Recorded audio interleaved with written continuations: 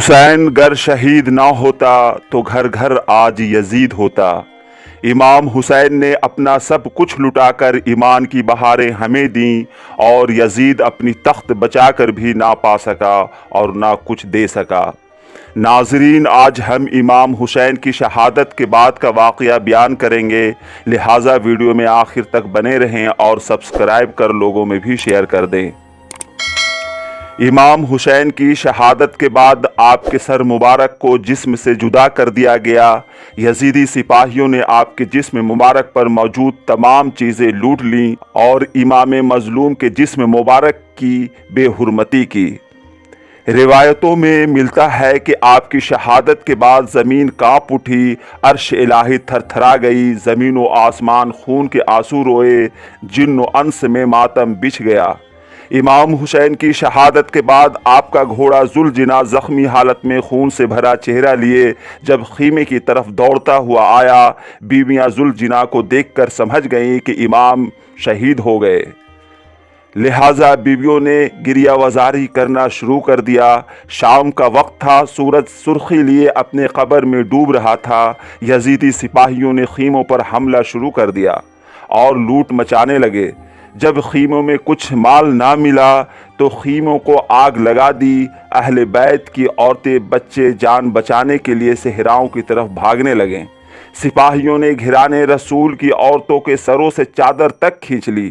ظلم و حسب کی انتہا یہ تھی کہ جب امام حسین کی 6 سالہ بیٹی کے کپڑوں میں آگ لگ گئی اور وہ زور زور سے رو رہی تھی اور اپنے بابا حسین کو پکار رہی تھی، شمر کی نظر سکینہ کے کانوں میں چمکتے بالیوں پر پڑی تو اسے بے دردی سے نوچ لیا، جس سے معصوم کے کانوں سے خون بہنے لگا اور سکینہ درد سے چلائی تو ظالموں نے اسے تھپڑ بھی مارا۔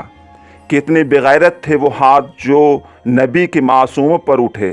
آخر کار ان کی پھوپھی زینب نے انہیں سنبھالا اور کپڑے پر لگی آگ کو بجھایا۔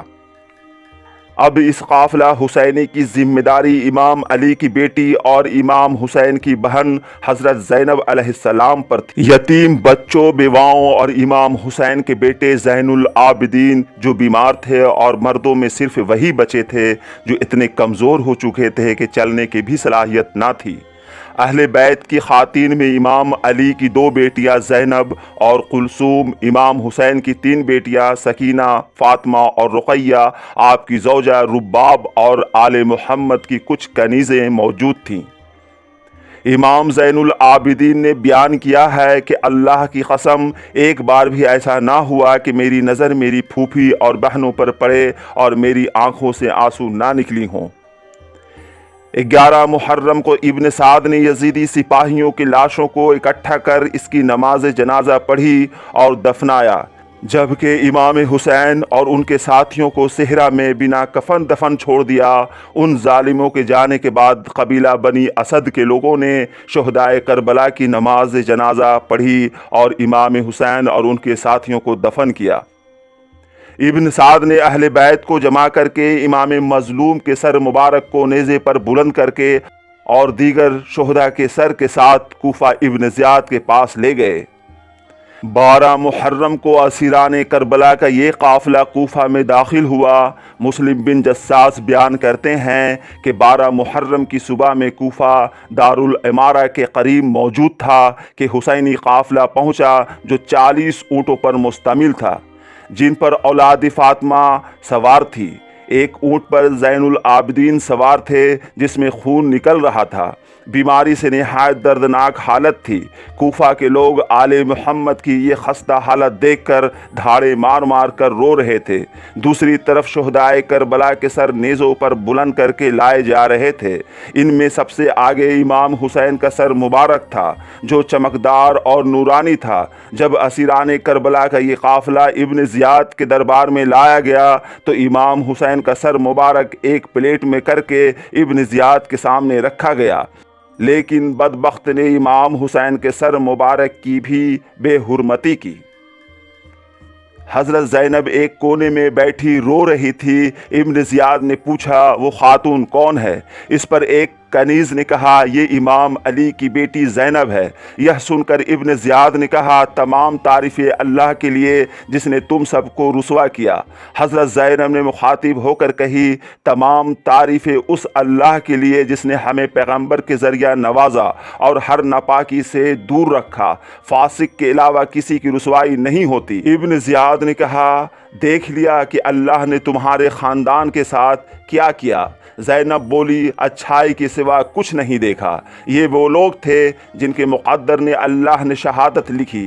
اس کے بعد ابن زیاد غصے میں اٹھا اور کہا یہ بھی اپنے باپ علی کی طرح ماہر خطیب ہے۔ لہٰذا کچھ دنوں تک کوفہ میں رکھنے کے بعد دمشق یزید کے پاس روانہ کر دیا گیا، جہاں یزید خوشیاں منا رہا تھا اور بے صبری سے اسیران کربلا کا انتظار کر رہا تھا۔ جب اہل بیت کو یزید کے دربار میں پیش کیا گیا تو اس نے لوگوں کو جمع کیا اور اپنی بڑائی کرنے لگا کہ دیکھو میں نے اپنے دشمن پر فتح پا لی۔ یزید نے زین العابدین سے کہا آج اگر وہ لوگ میری بیعت کر لیتے تو مارے نہ جاتے اور یوں پانی کے لیے نہیں ترستے۔ اس پر زین العابدین نے کہا اس کا بدلہ خدا تجھ سے لے گا، ہم اولاد رسول کبھی باطل کے سامنے جھک نہیں سکتے۔ یزید کو غصہ تو بہت آیا لیکن رعایا کے باغی ہونے کے ڈر سے امام حیدر کو قتل نہ کر سکا اور تمام خواتین کو ایک کوٹری رہنے کو دی اور زین العابدین کو بھی عزت سے رکھا اور پوچھا بتاؤ کیا چاہیے۔ زین العابدین نے مدینہ روانہ کرنے کو کہا۔ پھر زین العابدین نے کہا کل جمعہ کے دن خطبہ میں دوں گا، تو یزید نے کہا ٹھیک ہے۔ جب جمعہ کے دن ابن حسین نے خطبہ دیا تو عوام میں یزید کے خلاف آوازیں اٹھنے لگی۔ اس پر یزید نے کہا اگر ابن زیاد ان کو میرے پاس زندہ پہنچا دیتا تو وہ بچ جاتے اور یہ گناہ میرے سر نہ آیا ہوتا۔ یزید ظاہر کچھ اور باطن میں کچھ اور تھا، اسے منافق کہتے ہیں۔ اس کے بعد یزید اہل بیت کو عزت کے ساتھ مدینہ روانہ کر دیا۔ جب مدینہ کے لوگ باہر آیا اور دیکھا کہ سب شہزادیاں بے قراری سے رو رہی ہیں اور حضرت امام حسین کا سر نیزے پر ہے، یہ حال دیکھ کر سب مدینے والوں کے دل پھٹ پڑے اور رونے لگے۔ پورا مدینہ غم میں ڈوب گیا۔ روایت ہے کہ کربلا سے کوفہ اور کوفہ سے دمشق حضرت زینب نے اتنے خطبے دیے کہ خطبے سنتے سنتے لوگوں کے مردہ ضمیر جاگنے لگے اور یزید کے خلاف ہو گئے اور یزید کے بیعت سے انکار کر دیا۔ بغاوت پھیل گئی، یزید نے مدینے پر حملہ کر دیا۔ تاریخ اسلام میں ہے کہ 3 دن تک یزید نے مسجد نبوی میں اپنے گھوڑے باندھے اور اصحاب رسول کے ساتھ بے حرمتی کرتے رہے، لیکن بغاوت بڑھتی رہی۔ یزید نے طیش میں آ کر خانہ کعبہ پر حملہ کر دیا اور آگ لگا دی۔ اس واقعہ کو واقعہ ہرا نام سے یاد کیا جاتا ہے۔ ہر کوئی یزید پر لعنت کرتا ہے۔ یزید اپنے خلاف کسی کو دیکھتا تو سر قلم کر دیتا۔ یزید نے اہل بیت کے لوگوں کو شہید کر کے سوچ لیا تھا کہ وہ دنیا کا بادشاہ ہے، لیکن آج بھی یزید کا نام ناپاکی سے لیا جاتا ہے اور آج بھی حسین کا نام سرفراز ہے اور رہتی دنیا تک قائم رہے گی۔